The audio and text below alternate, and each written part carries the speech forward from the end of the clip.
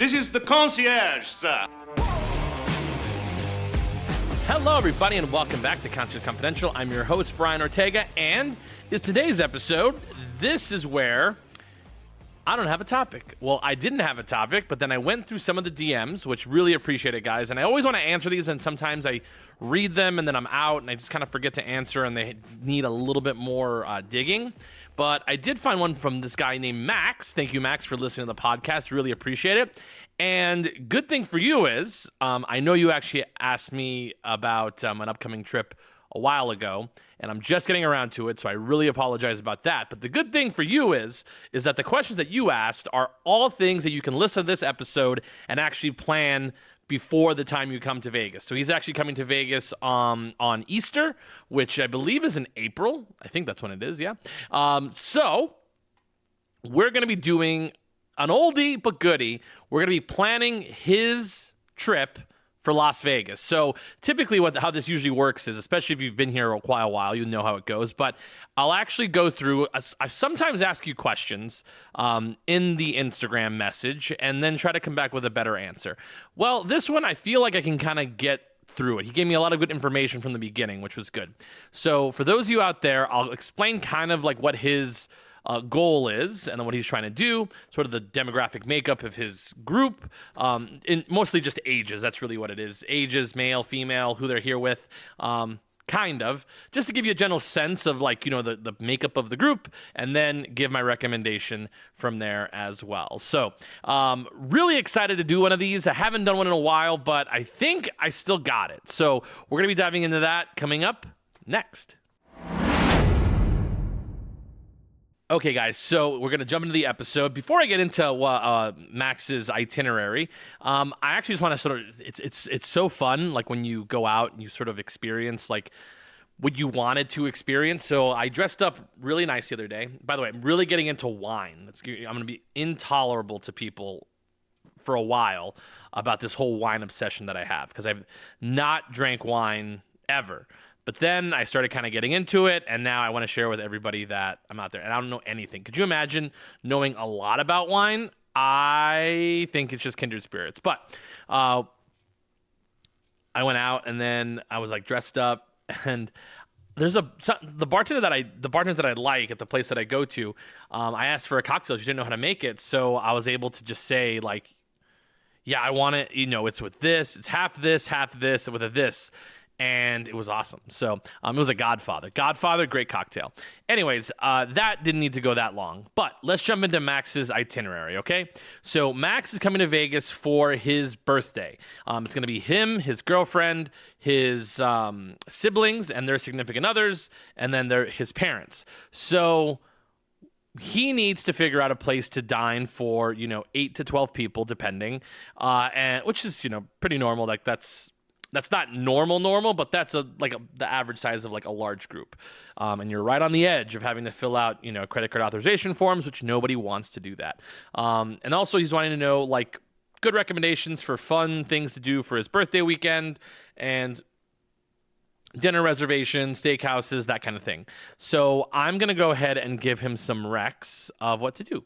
So if you have a group this large, and it's always hard pleasing everybody, that's why I've had an episode before where like it matters who you travel with. This one, you're traveling with people essentially that you know very well, which is really nice.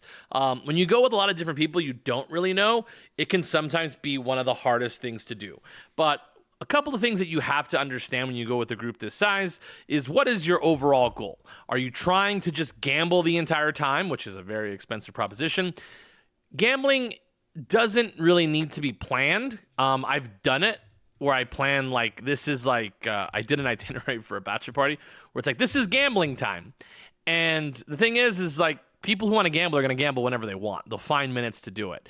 But the really hard part is finding the big locations that you're able to go to throughout your trip, meaning like big attractions and events that you have to sort of build out into your day. So this one, you kind of want to have a place that's easygoing and able to do in the middle of the day. The hardest part is actually not the reservations, which sometimes that feels like it can be. If you do the reservations for dinner and for breakfast or lunch far enough in advance, it's not as much of a problem.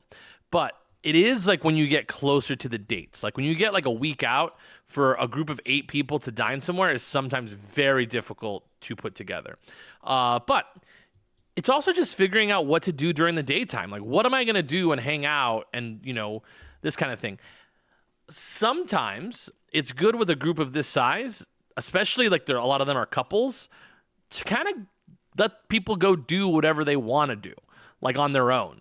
So you don't have to worry about, having to please everybody. You just have to please your significant other. But as long as everybody understands this is like the alone part of the trip, it's very doable. They're staying for a very short weekend. So their weekend is going to be only about, oh my goodness, I started responding to this person. Their weekend is going to be from Friday to Monday, which is a pretty decent amount of time in Las Vegas. So enough stalling. Let's get into some of my recommendations. So one of the things that I did, which it depends on how, the thing is that I was going to say it depends on whether you like golf or not, but to me, this is actually one of the more fun activities to do as an adult, is because you get to drink while you do it. And if you don't like to drink, they do have non-alcoholic cocktails there as well. And this is the Swingers Golf Club at Mandalay Bay. No, it is not a swingers club. That is a different episode, not for this one. Swingers itself is a really fun mini golf course inside of a hotel. So there's actually another one, and that's the Kiss mini golf, and that one is super lame. Do not do that one because it doesn't feel like they spent enough money for that space, and I mean that in a funny way, because Swingers Golf, it's actually in the old light nightclub space, which means it's a very large space. And they've really utilized the entire thing in the best possible way. They have a top level, which is where you walk in on. That's where the bar is. Really funky, fun drinks. Really great for anybody who wants to do a really crazy cocktail, but they can do very standard cocktails as well. You pay $35 per person, and that does get you access to the 2 courses they have on the main floor, which take a good amount of time to go through. They do have people that will serve you drinks out there. They also have an area for you to sort of relax. They don't have times. You reserve a time. You go in at 3:00, but you don't have to be out at a certain time. You can do the course, take a break, have some food, hang out, watch. They usually have sports on, which is also really good, especially if there's like basketball or something going on. And they have really good food, and then you can jump back on and do the other course as well. So I think it's actually a really, really fun time hanging out with your friends. I actually ended up doing it with my brother, his wife, and then their kids, and then my mom was there as well. And it's great. It's a really fun time. It's really great for kids, like if you do come with kids, but this is mostly people in their... I would range between like 21 all the way up to, their parents are probably in their 50s or 60s. But it's very, very doable. It doesn't feel super, super kitschy. It feels like a very high-end, well-done mini golf course. And they have really fun holes. What I really appreciate is that they have really fun holes there. Like they have this one with, like a Ferris wheel that you have to shoot through. They also have one that has like different chutes and different things. They're wacky. It's really, really wacky, which makes it fun because I've actually been to a mini golf course, which is the Tiger Woods one, and it's fine. Like I went there on a date. It's outside. It's really good for locals. But this one was so much better. So Swingers is about $35 a person. You have to make the reservations online. I do think they only have a certain amount that you can reserve at a time. So they do have different packages and such. But let's just sort of go through it. So let's just do the Swingers experience. We'll book up to, let's just say 8 guests. Yep, and it's pretty easy. Like they have the special times, and you can pick at any time. So very doable. So that's really easy to make a reservation on. You just go on there. They have the calendar. They have the times available. Obviously, when you get earlier in the day, it's going to be cheaper, and later in the day, it's going to be much more expensive. And on the weekends, it is pricier. So actually, it's on the same price. Yeah, that's cool. So they're all $35 a day. So it's really, really doable. But yeah, that's actually one of my favorite like daytime options. If you want to stay on the strip and not have to go, outside the city to do something, I think that Swingers Golf Club or Swingers Crazy Golf, it sounds like kiddie, but it's really not. You see a lot of adults there having a really good time. So highly recommend the Swingers Crazy Golf as a daytime activity. Another one I'd recommend, which I think is also a really, really fun spot, is the Flight Club, which is at the Palazzo. This is a like luxury darts location where when you go inside, it's very carnival. I've actually sat at the bar. The cocktails are phenomenal. They make really, really good cocktails inside, really, really high quality. And let's see, you can book up to 12 guests on just their normal website. It says book 2 to 12 guests. Usually, if you have that many people, you might have to spread out like amongst a couple different ones. Let's just say 8. We'll pick a date that's sort of in the future. We'll pick that April time. So like a Saturday. And yeah, look, they have brunch gaming, which is $20 a person. And then they also have like a 90-minute experience, which is about $20 a person as well. That doesn't include food and drink. That it does include just for that dart game.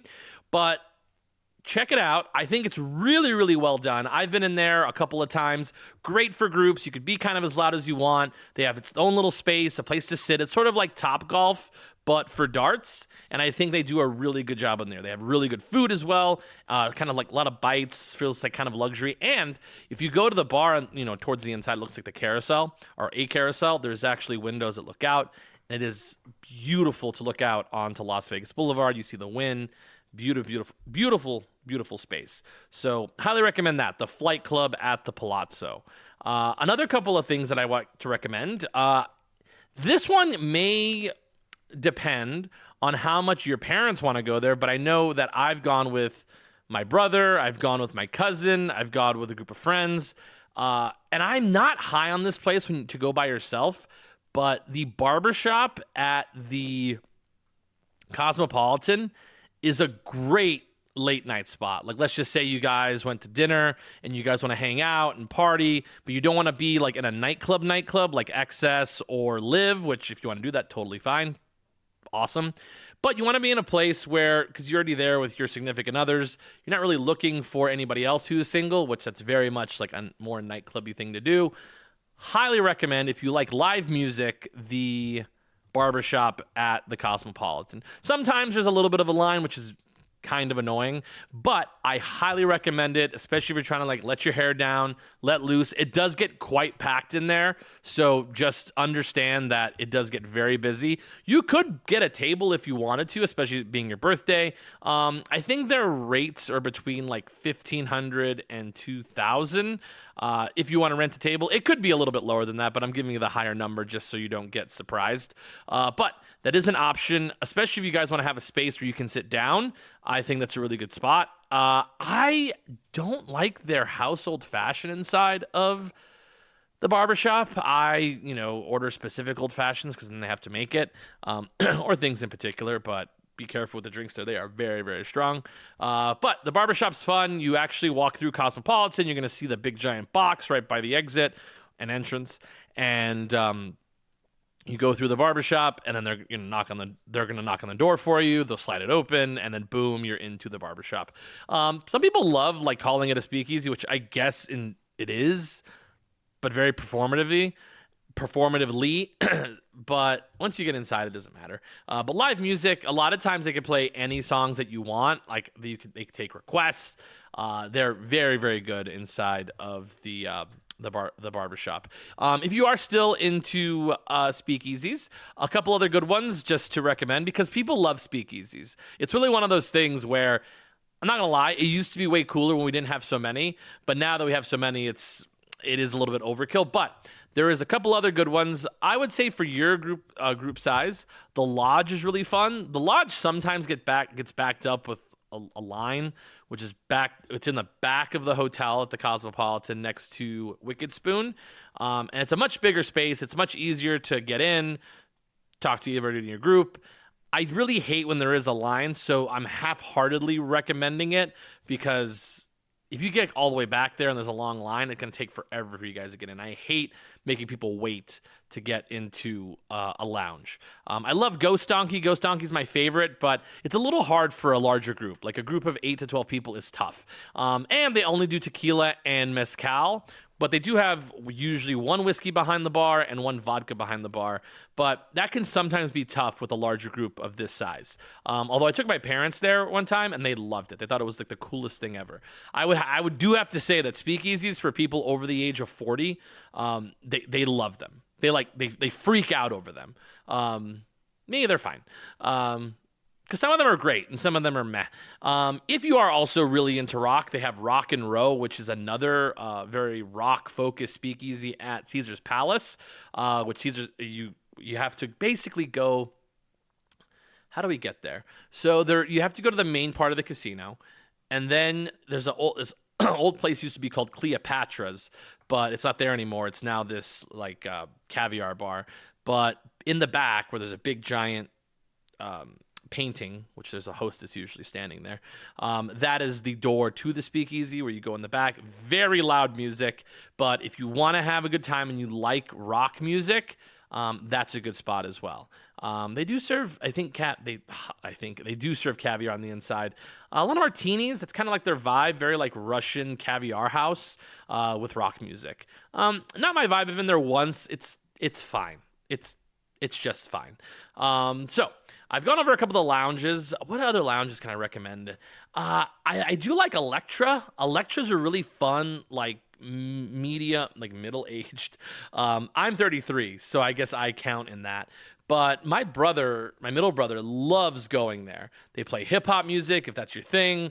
They make really great craft cocktails. The cocktails can be a little bit pricey, but it is a good spot. And with that in mind, a place that I really enjoy, this is sort of like a halfway segue into the restaurants, is Wakuta's Golden Ghee, which is a wonderful lounge inside of Wakuta, which they play great. They have great music. They have a live DJ, especially on the weekends.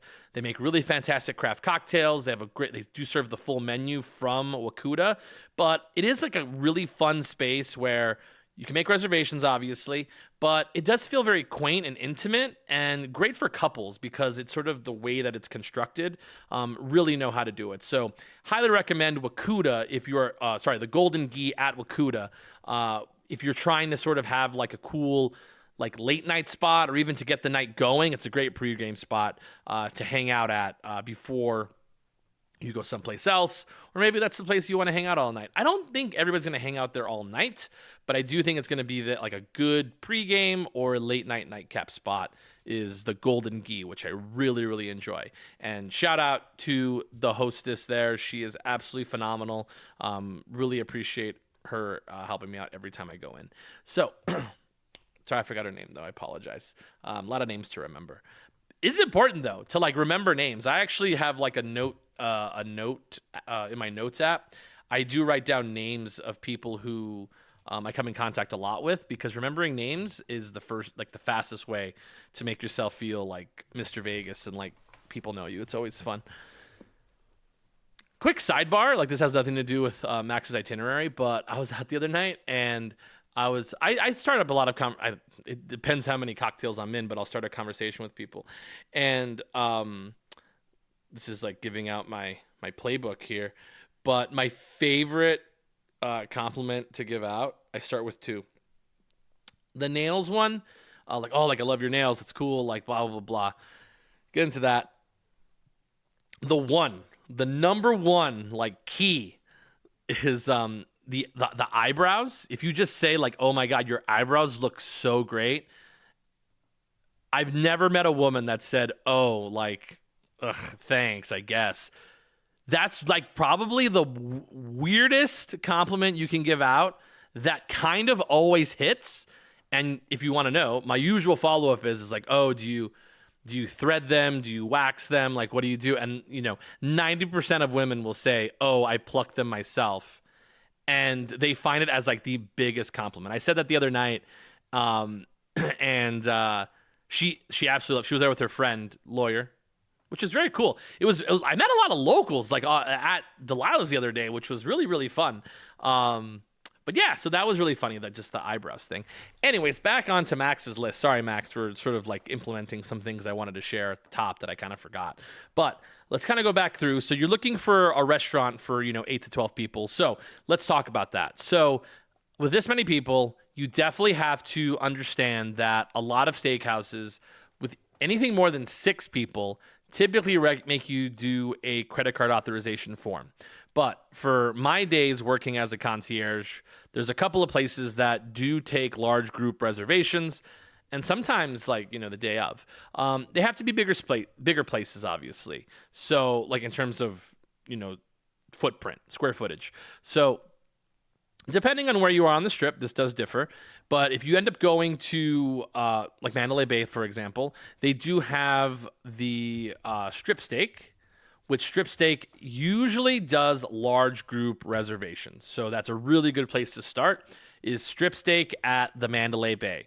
Their steaks are good. It's a little pricey. I'm not going to lie. It's a little bit pricey for the options, but it's very straightforward. Everybody can usually find food on the menu for themselves. If you have a vegan or vegetarian in your group, vegans I know sometimes have trouble at steakhouses, but a lot of restaurants, a lot of places on the strip, one of the better places to get vegan cuisine is at the steakhouse. They have usually a good amount of sides, and they also have, a couple entrees, to assist you with. But yeah, steakhouses like Craft Steak at the MGM was one of the best places to get like something that was vegan option. Because they had so many sides. It was really crazy. But yeah, so strip steak at Mandalay Bay is a good option. And also the strip house at the Planet Hollywood is a good choice. I'm not going to lie, guys. I can't fake it. I was not a huge fan of the strip house's preparation of their steak because they do theirs with a lot of pepper. Lots and lots of pepper, like it's almost a crust. And if that's your thing, then you're gonna love it. I'm not a huge fan of pepper, like a lot of it, so I didn't enjoy the steak there. But my brother's gone there. They really love it. It's really great for larger groups. They're very accommodating for large groups as well. So I'd highly recommend the strip house as well. Another really popular thing to do, especially for brunch, or you could do this for dinner as well, but because I looked at it on face value, I was like, that's a good idea. And then I actually looked into it. Don't do that. No brunch. Yeah, Lavo. A really popular place is Border Grill. Border Grill is really great for brunch. I'm recommending a lot of Mandalay Bay stuff. So hopefully you might be staying there because I'm recommending a lot of stuff over there. But in terms of doing a show, because people love doing shows in town, really think that a group of this size, you kind of want to be interactive for your show, because a group of 8, going to sort of just a standard show, is a little bit boring. So depending on what your budget is, I always like to recommend Absinthe. Absinthe is a fantastic show to go to, but it always depends on kind of what your budget is. It's a very expensive show to go to for 8 people. And then sort of getting the tickets is tough because of how they do the seating. I think you're only able to purchase up to 6 tickets at a time. So it is one of those things where you have to coordinate, but it is a really fun show to go to. But short of being able to go see Absinthe, which is at Caesar's Palace, I think comedy clubs are really great. And we have so many good ones that are very well done now. Like we have the Jimmy Kimmel Comedy Club, which is located at the Link Promenade, which is really, really great. You get really good comedians, very, very funny. And it's very doable usually in pricing. They have lots of places to eat down there, which is really, really nice. You can come out and you can sort of walk through, and it's a really fun, pleasant evening, especially during Easter time. I think it's actually really, really fantastic. Also, a really great comedy club, which love the space, is Brad Garrett's Comedy Club, which is located at the MGM Grand. Really, really fun space. They moved it from being in the basement. Now it's actually in the main walkway, which is a very large space. You actually they took over a restaurant. They have a bar on the outside. They usually have three or four comedians a show. It's different than certain comedy clubs like in LA where they just have comedians all night. You do pay for a certain time to go to that comedy show. So just keep that in mind when you're going to a couple of these comedy clubs. There's also the Laugh Factory at the Horseshoe Hotel, which is a big, giant new space, which they usually have, again, set times with set comedians, usually 3 or 4. I think they usually have 3 shows on the weekends. So comedy clubs are really fun ideas because they're usually pretty affordable in terms of show pricing, but they're a really fun time, especially for a group of this size trying to have fun and sort of break up the night. I think that would be a great, great option. Let's see. I haven't sort of marked out stuff on Fontainebleau yet, so let's talk about Fontainebleau. Nowhere Bar, really fun, especially if you want to have like an old school Vegas-y kind of hip night. Nowhere Bar, Nowhere Lounge is really great. You have to make I would definitely make reservations for a larger group, but it's great for a larger group because it sort of feels like a big living room, and I think that is a really fun vibe to kind of hang out in. And they have live music, which is fantastic. They also have, what is it called? The Collins Bar, which is really good. Is there anything at Resorts World that you guys would be good at? They do have a lot of really good large group things to do at Resorts World. So I would just go through there. They do have a couple good places. Oh, my goodness. See, now you guys got me kind of just thinking and just sort of going through. So let's go to the Resorts World. Because the thing is that they're really kind of known for like their large party sort of offerings. So as we go through, Fuyu, that's what it is. Fuyu, which is sort of outside of their nightclub, is really great for if you want to do like Asian style cuisine. They have a lot of very like hip, like LA things in there. They have Crossroads. They used to have a pizza place, but they took it out. But everything is they have Wally's, which is super, super popular. Very, very, very, very popular spots that like from LA, and now they're here. So yeah, kind of interesting. Anyways, so those are some of my options that I would give you for coming to Vegas during that time. I think most of those things are also approachable for parents as well, unless you're going to like one of the day clubs or anything like that. Those are really cool and fun to do. So with that being said, thank you so much, everybody, for listening to Max's Itinerary. This is actually a really good itinerary for anybody who has a larger group, who's in their like mid-20s to maybe early 30s, even their mid-30s as well. I think this would be a really doable thing to do for anybody who is looking for a good time with like sort of a lot of couples on your trips. So with that being said, thank you so much, everybody. Really appreciate it. I don't think I'm going to be out and about this weekend. I'm going to be kind of busy, but I really appreciate you guys. If you do see me out in town, come up and say hello. But remember, keep it confidential.